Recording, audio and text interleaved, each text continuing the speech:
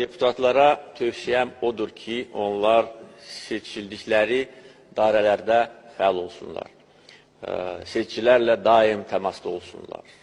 Əvvəlki dövrlərdə sir deyil, bəzi deputatlar bir qədər, yaxud da ki, tamamilə seçicilərdən uzaqlaşmışlar.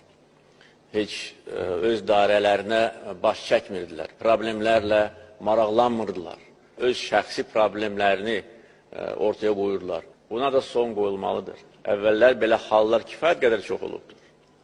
Öz qohumlarını vəzifələrə yerləşdirmək, hansısa torpaq sahələri əldə etmək, hansısa biznesə dəstək göstərmək və s. və ilaxırda mən dərinə getmək istəmirəm.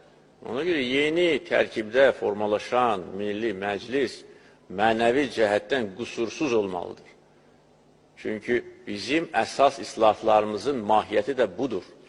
Və əgər yaxından bizim vətəndaşlar baxsalar, görərlər ki, siyasi sahədə struktur islahatları, kadr islahatları, vəzifələrə gətirən kadrlar təmizdilər.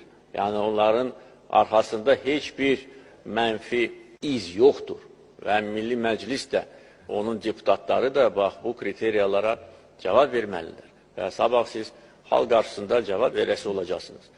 Ona görə daim siz seçildiyiniz dairələrin problemləri ilə maraqlanmalısınız, seçicilərlə görüşməlisiniz, dairələrdə olmalısınız.